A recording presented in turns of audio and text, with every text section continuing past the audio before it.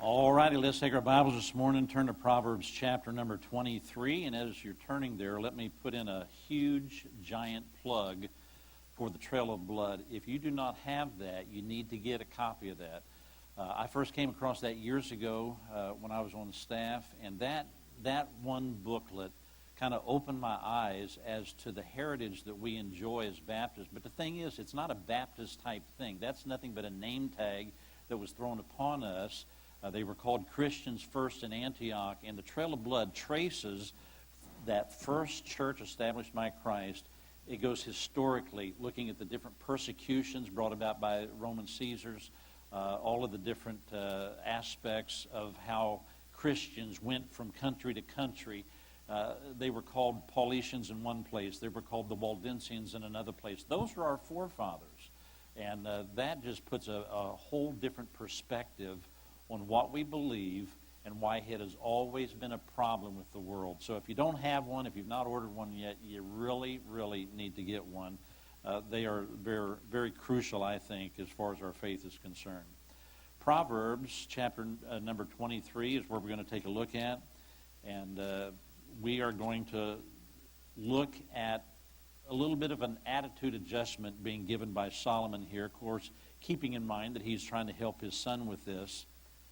Proverbs 23, verse number 1, when thou sittest to eat with a ruler, consider diligently what is before thee, and put a knife to thy throat, if thou be a man given to appetite.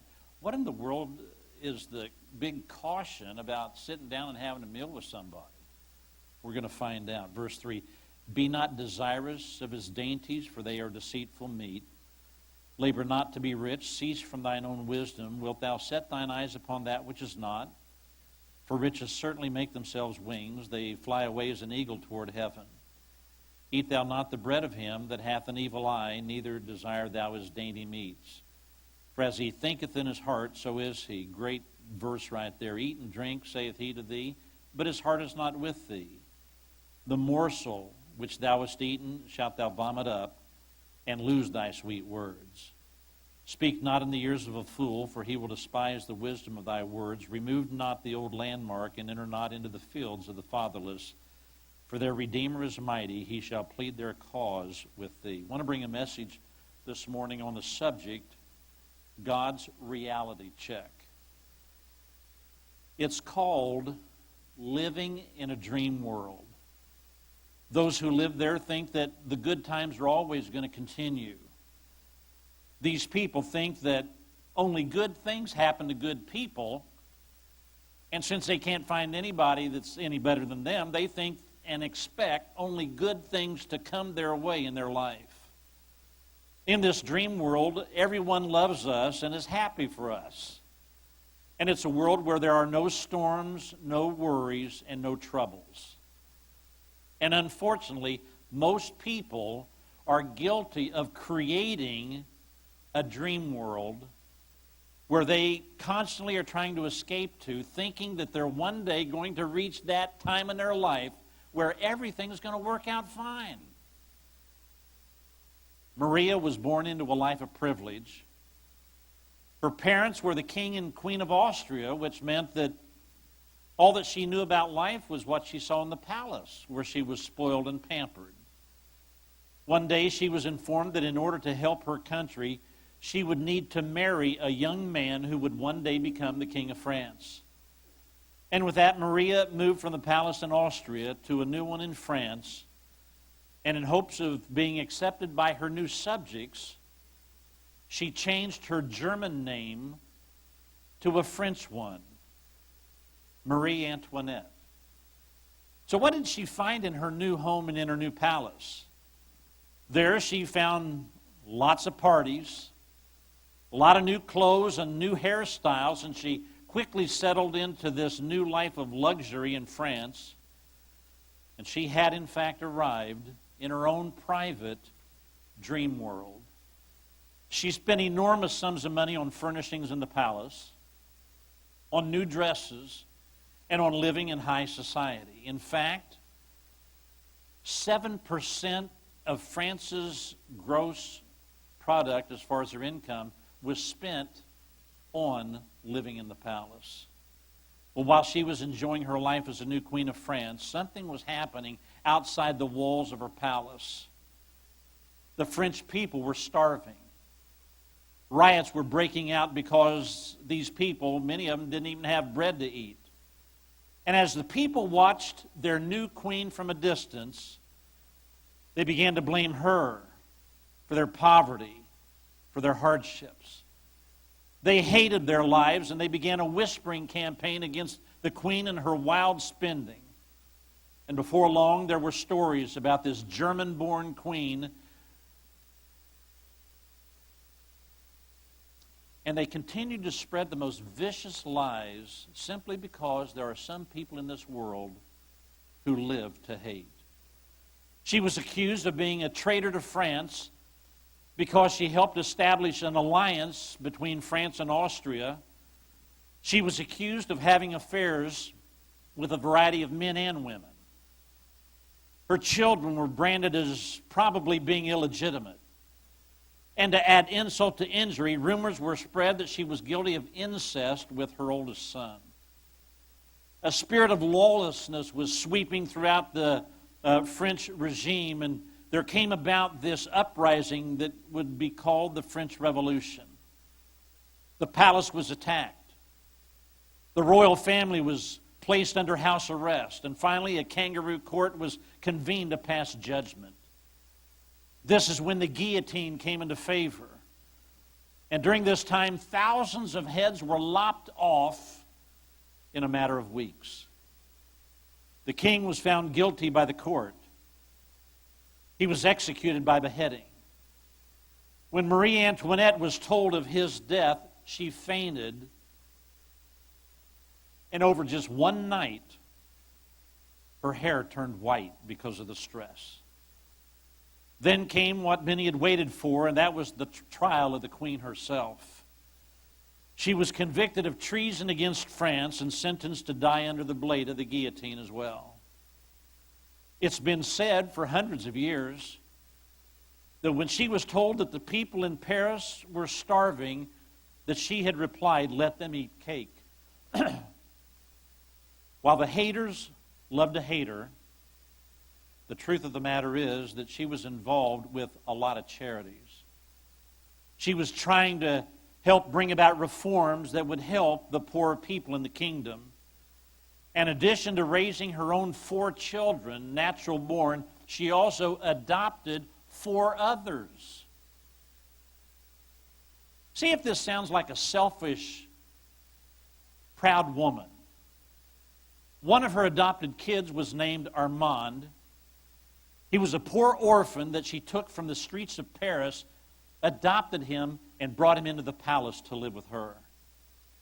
Jean was a black slave that had been given to her as a present. She gave Jean his freedom, adopted him as well.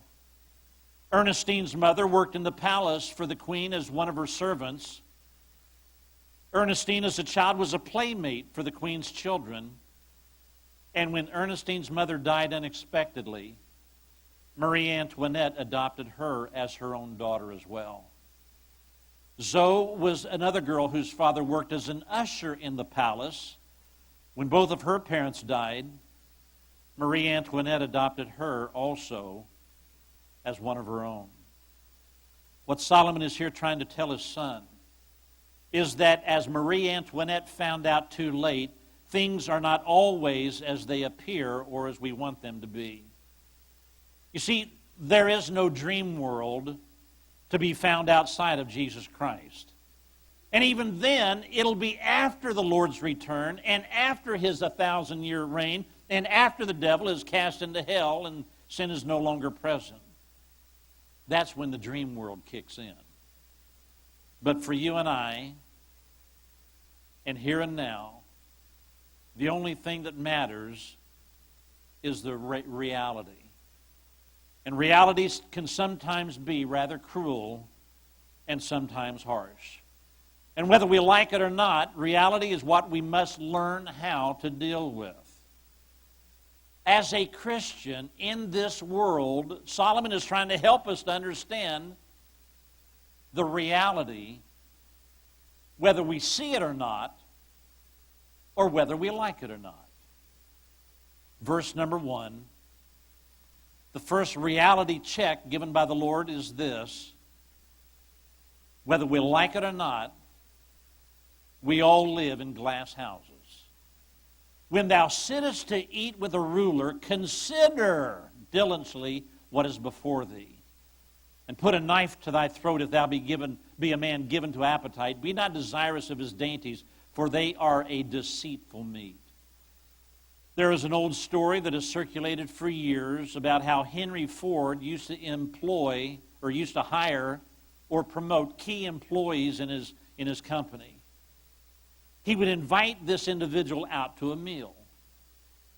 And he made sure that at this meal, they were always given a bowl of soup. The whole point of this luncheon was not to be nice. It was so that Henry Ford could size them up. The lunch was so that he could evaluate them. Should I give this person a job? Should I promote this individual and give him more influence in my company? So how did he evaluate them? He watched them eat. He was looking for one thing in particular. When they came to the soup, did they add salt before they tasted it or after? Now, there are some people, they like their food salty, and so it doesn't matter what it tastes like. They're not even going to bother. They'll just throw the salt on there, assuming that it needs it. Henry Ford was not interested in any key player to be in his company who worked on assumptions without knowing the reality and the truth. And so if this individual threw salt on there without even tasting it, he wouldn't hire them. They were never promoted. And the reason was because this kind of a person could be dangerous to his profits because he wanted people that were interested in reality and not assumptions. Solomon had probably done the same thing himself. He used a casual time when a person was not expecting it to evaluate them, to put them under the microscope, to size them up. And what Solomon is telling us is that the world is going to do the same thing to you and I. Are you aware that your neighbors are checking you out to see whether you're coming to church on Sunday morning or not? They're watching you. Why is that? Because we live in glass houses, whether we like it or not. That is the reality that Solomon is trying to help us to grab hold of. As Christians, for you and I, there are no unguarded moments. We don't have the right to go down to Walmart and be rude to the person that's ringing up the purchases because we're having a bad day, because they just might know who we are, even though we don't know who they are. Our Christianity this morning is always on display, and we're responsible for people judging the Lord based on their judging us first. And therefore, when you're invited out to lunch by the king, keep in mind that you're not there to eat a meal because he likes you. You're there because he wants to observe you. He wants to critique you. Just like Marie Antoinette was critiqued very harshly by the masses in France. And because you are a Christian, they're not looking for your strengths. They're not looking for the good things about you, but rather they're looking for your worst so that they can criticize and gossip. The reason is because the world is operating under the powerful influence of Satan himself. He hates everything that's associated with God. That's going to include you and I. And if the devil can make you and I look bad, then he knows that he's making the Lord look bad as well. Many of you have heard the story of when Gandhi of India was a young man. He became a lawyer, passed the bar. He went to South Africa there to carve out a career for himself. As a lawyer in South Africa, he starts pondering his future as in eternity. And he starts to wonder, what kind of a religion should I place myself under to determine the kind of person I'm going to be and the kind of eternity that I one day enjoy? He started reading books about Christianity. He read about Jesus Christ, the crucifixion, the resurrection. He came to the place as a young man, he decided to become a Christian. And years later he wrote, I decided to become a Christian until I met one. He had somehow run across a person who claimed to be saved, but they had a horrible testimony. They were a poor example of what a Christian is to be, if they were even saved at all. And one Christian, or one person who claimed to be so, was responsible for Gandhi choosing to become something else. Now, we like to make a big deal out of how wonderful heaven is going to be. But I got news for you. There is this thing called the judgment seat of Christ. That's where every saved person will one day appear. And my personal belief is that God is not going to allow us to see just the good things that happen in our lives.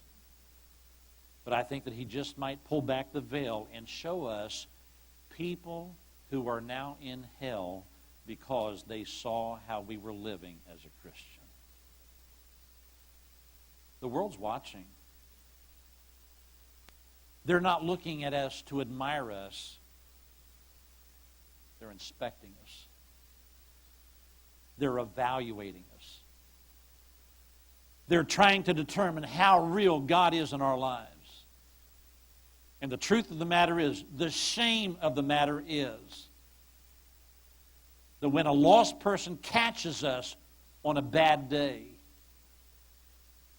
and they hear something that we said, or they see something that should not have happened, it just might be that that sealed their decision. I don't want what they've got. And we, in fact, could be responsible for somebody being in hell. And so Solomon is trying to help us understand, you know what? You don't have the right to live your life as you please. And the reason is because we all live in glass houses. So you better be careful. If you have those wrong kind of fleshly, sinful appetites, you better put a knife to your throat, realizing that you're going to one day answer to God for allowing those appetites to get the best of you. Verse number 4, circle the word rich in this verse. Second thing this morning is this. We have been given, whether you like it or not, faulty yardsticks. A yardstick is used to measure things. And the world is all too quick to pass us a yardstick to measure ourselves by, and that yardstick is not accurate. Verse 4 says, labor not to be rich, cease from thine own wisdom. Wilt thou set thine eyes upon that which is not? For riches certainly make themselves wings, and they fly away as an eagle toward heaven. The wisest man in the world, because of God's blessings on his life, also became the richest man in the world. And what kind of advice did the richest and wisest man have to offer this generation? His advice was, don't sell your soul to the devil in order to have more money, because you'll never have enough. He says, labor not to be rich. The word labor in that verse means to be exhausted, weary, to be so consumed with making money that you faint in the process. Well, why would anybody push themselves that hard in order to get rich? The reason is because the world has created a yardstick whereby we're supposed to measure how successful we are in life. And their yardstick is measuring our success in how much money we have. And so the world is always promoting, look how successful this person is because they have so much money. Ultra successful people like Bill Gates, Warren Buffett, LeBron James, Michael Jordan, Tom Cruise, and so many others are viewed by the world as ultra successful for one reason, and that is because they happen to have a lot of money.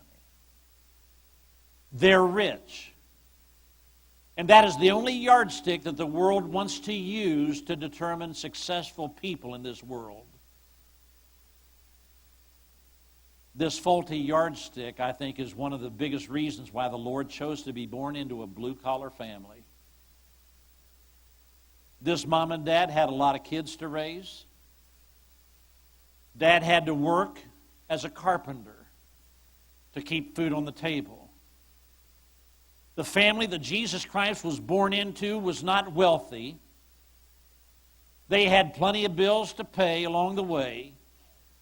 And this was a family that knew how to work long, hard hours to make an honest living. But you see, the world is not interested in that. That's why hard, honest work is not always financially rewarding. That is why the true measure of success, the only yardstick that really matters, is the yardstick of character, not wealth. I recently had to take my car to one of the auto stores in town to have it checked into. The battery was doing some weird things. Wasn't starting the way that it ought to. So I went to a parts store because I knew that this place, they would test it for free and put the battery in for you and the whole 9 yards. And so I went and had it tested. The battery came back. I already knew that it was bad, and it came back very marginal. Well, it was not even that good. And so I told the guy, okay, give me that battery. He rang it up and he said, okay, would you like to have it installed? You know what? It was hot outside. So I said, yeah. And so the guy grabbed the battery, put it on his cart, grabbed some tools, went out to my vehicle. And I'm standing there watching him change his battery, and I'm thinking, boy, it's hot out here. As he's changing the battery, he said, you know, these bolts that screw inside of your battery, they're kind of stripped. You want me to put some new bolts in? It was hot. And I said, yeah. Went back in, bought the bolts, came back out. He's putting in these bolts for me. Getting it all buttoned up and that sort of thing. And it was hot. And so I asked him, because I know some stores have a policy. I asked him, I said, am I allowed to give you a tip? He said, no. I said, okay. So he's getting his diagnostic stuff out of the car and that sort of thing. And so I slipped some money under one of his tools on his table, didn't say anything to him, and I left. You know why? The guy may not be a millionaire, but as far as I'm concerned, he was a success because he was showing some character. Character is the only yardstick in this world that matters. How much money a person has?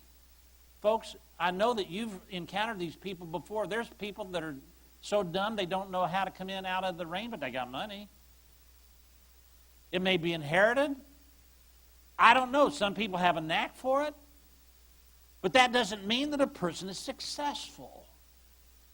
The question is, how's their heart? Character in this world is the only thing that counts. That is reality. Verse number 6. A third thing, whether we like it or not, whether you believe it or not, doesn't matter. Here's the reality. We are surrounded by evil people.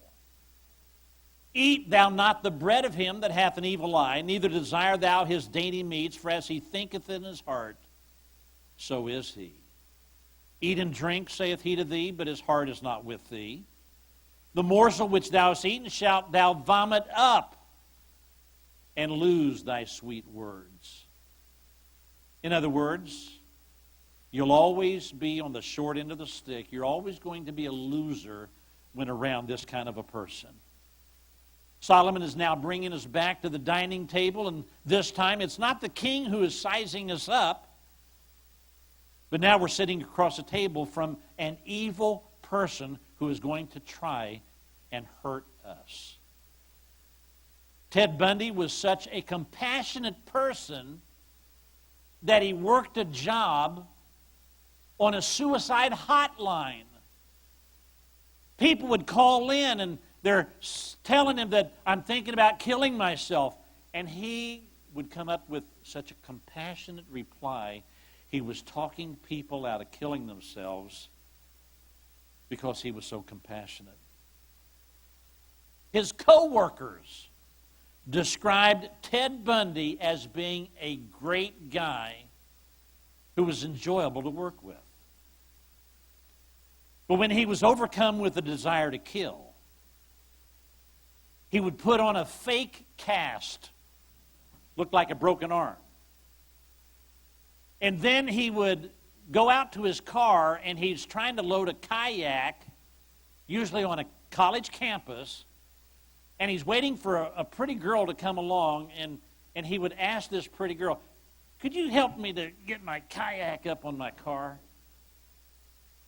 And the pretty girl would, oh, that poor thing. He's got a broken wing. He's kind of cute. He looks pretty good to me. And they would help him, and then they'd disappear. One woman approached Ted Bundy. She found out who he was later.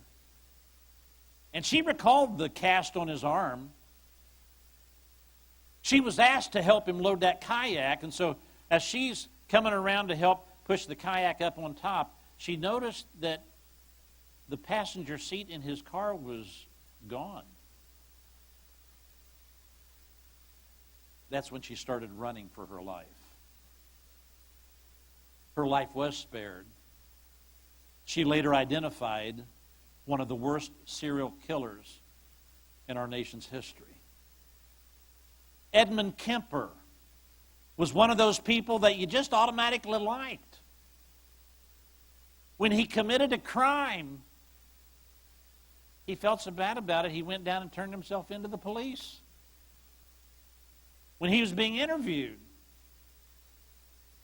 he was so polite. He refused to brag about what he had done.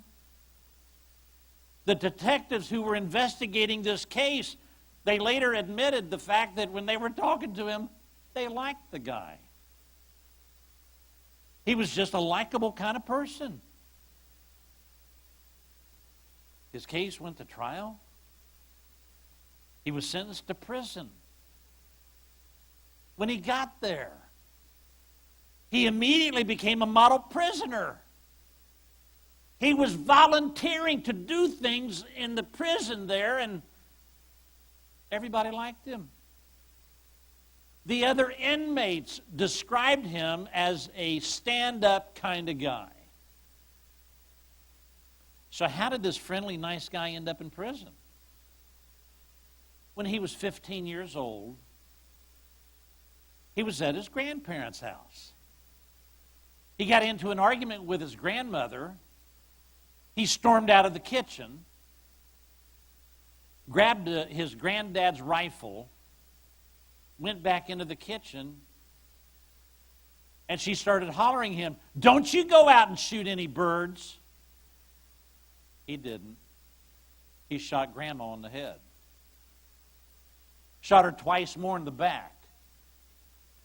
When Grandpa pulled into the driveway, because he'd been out grocery shopping, Edmund went out and met him in the driveway and shot and killed him. When he was asked why, his response was, "I wanted to see what it felt like to shoot Grandma." And I shot Grandpa because I didn't want him to know what I had done in the house. He was declared mentally insane, spent the next 5 years in an asylum. The guy borders on being a genius. He memorized the answers to 14 different profile tests. At the end of 5 years, he convinced the asylum that he was normal. He had been rehabilitated. And so they turned him loose. And that's when he decided to kill his mother, cut her head off, stuck it in the freezer, and then killed, I think, 5 more people. That's when he then turned himself in and became a model prisoner. The point is that there is a lot more evil in this world than you can even imagine. Solomon is trying to help us as God's people to realize this world is corrupt, it is filthy, it is evil. Verse number 9. We must face no-win situations. Speak not, that's the advice, speak not in the ears of a fool, for he will despise the wisdom of thy words. You can have the truth. You can know the truth. And you can be so convinced that you can help people with the truth. But Solomon is here trying to help us to understand that there are some people in this world who don't want to hear it. You're not just wasting your breath trying to help them to see the truth and to see reality, but what you're actually doing is you're causing them to despise and hate you in the process because they will resent it. Speak not, that's the advice, when encountering this kind of a person. And the reason is because you're not just being helpful, you're actually bringing more harm to the situation than before. Do you know how to witness to a drunk? I've tried in my early days. You know how to witness to a drunk? You give them a track and you tell them goodbye. That's how you witness. The reason is because somebody who is drunk is beyond that reasoning, logical stage. They may not even remember your conversation. You are accomplishing zero trying to get the gospel to a drunk. The gospel tract is not for them to read at that moment. It's for them to read when they get sober. When they come to the place where they can realize that there is a heaven and a hell. The problem that we have this morning is the fact that there's a lot of people in this world who are not drunk on liquor, they're drunk on worldliness. They're beyond reasoning. They're in a drunken stupor and think that they're in love with the world, and the funny part is they think that the world's in love with them. While many of you may not know what things look like to a drunk, I can tell you this, things always look better than what they are. When a person is drunk at a nightclub or in a bar, man, while they got that buzz going and they're drunk, things look so exciting and appealing. But you go to that same place when you're sober in broad daylight, it looks like a stinking rat hole. And you wonder, why would anybody in their right mind choose to be in this place? And the key is right mind. A drunk is not in a time frame or a mind frame of thinking right. The world this morning is in love with itself, And those people who are bitten by worldliness will continue to search for that excitement, and they will resent, they'll resist, and they'll hate anybody who tries to tell them anything different. So what can you do with that kind of a fool? Pray that God would cause them to see the reality of heaven and hell. And unfortunately, the only reality check that comes about is typically brought about by either a tragedy or a catastrophe. It's when a person has lost everything that they're finally willing to look up. It's only when the world has abandoned them that they're willing to now think about Christ. It's when they have hit rock bottom that they are finally willing to listen. When a person is so full of the world, when they're proud and arrogant and cocky, you're not going to get anywhere trying to witness to them. What you need to do is you need to ask the Holy Spirit to guide you and to lead you to that person who has some issues going on in the background of their life, and they're so close to rock bottom, and the Lord allows you to be drawn to that person. That is the person that you can help. They're willing to listen. Verse number 10, last thing this morning is this. The reality is, like it or not, we have to walk through minefields, places of danger to us. Verse 10, remove not the old landmark and enter not into the fields of the fatherless. For their Redeemer is mighty. He shall plead their cause with thee. Now, this is the second time that this warning about removing the landmark has been given to us. Previously, we used that to kind of point to the fact that we have beliefs and convictions that we ought to be willing to fight for. And you need to be very cautious and careful about anybody who's trying to take those beliefs and shift them, take them away from us, causing us to believe something else. But there is also another indication that affects all of us as well as the future of this country. And that has to do with anybody who tries to remove the landmarks of Israel. Any nation or individual who dares to take a position against Israel, trying to undermine their right to exist, is guilty of trying to move a landmark that God has established. A landmark, back in Bible times, we already mentioned this, it referred to land, property. But the idea about Israel is the fact that God is the one that carved out the land of Canaan, and He gave it to Israel, to His people, and we're told you better not tamper with those landmarks that belong to Israel. So how does this affect you and I? When Israel became a nation again in 1947, they were immediately forced to defend themselves because people around the world did not like those boundaries that had been established for this new nation. Their enemies were those who were trying to remove the landmarks. Specifically, initially, it was Egypt, Jordan, Lebanon, and Syria. In 1967, Israel was involved in the Six-Day War, and they were forced to fight Egypt, Jordan, and Syria. 4 other nations chose to volunteer equipment, money, and fighters, including Saudi Arabia.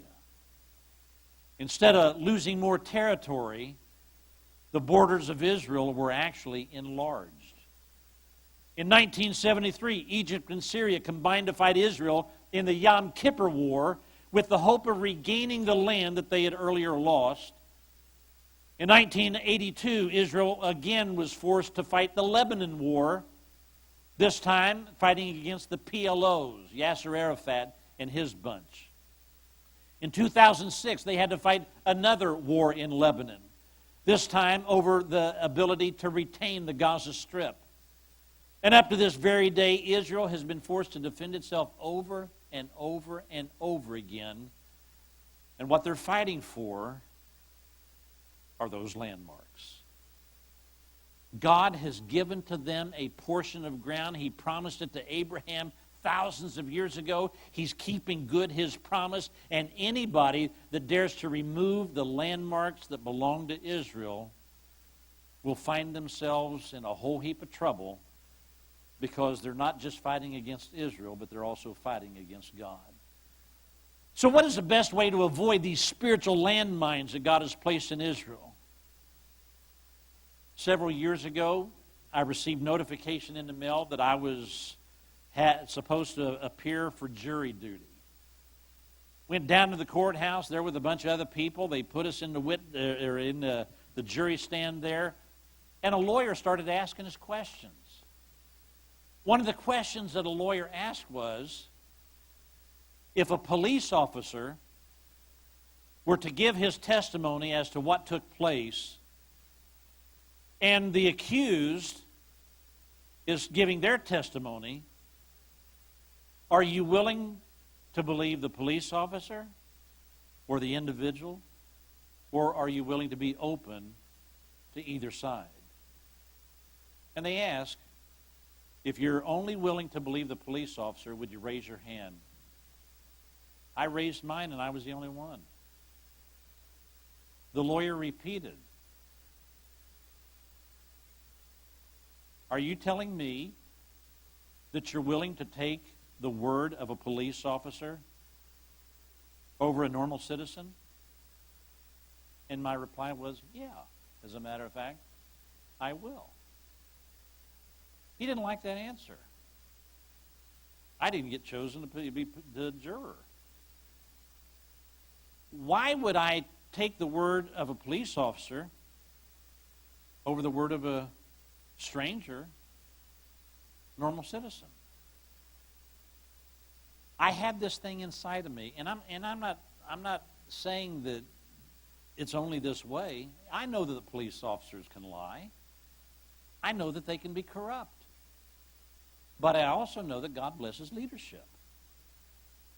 And I always line myself up with authority. Always. Am I perfect in that decision? No, but I can promise you this. I have a pretty good batting average as opposed to doing something else. When in doubt, do this. Find out which side God is on, and whether you understand the situation or not, just move over to his side and you'll be okay. Let's bow for prayer. Father, would you please bless our folks here this morning? And Holy Spirit, I pray that you speak to our hearts and help us to see and understand the fact that the world is trying to convince us of things that are not so, things that are not true. They're trying to cause us to believe things that are actually contrary to the Bible. And so I pray that you'd help us to commit ourselves, whether we understand it or not, to choose to line up with the Bible. May not be popular, may not always make sense, but the Bible is always right. That is our sole source of authority. And Holy Spirit, I pray that you'd help us to be very cautious about the world, and help us to rejoice and realize that we have been given the truth. Our heads are bowed and our eyes are closed.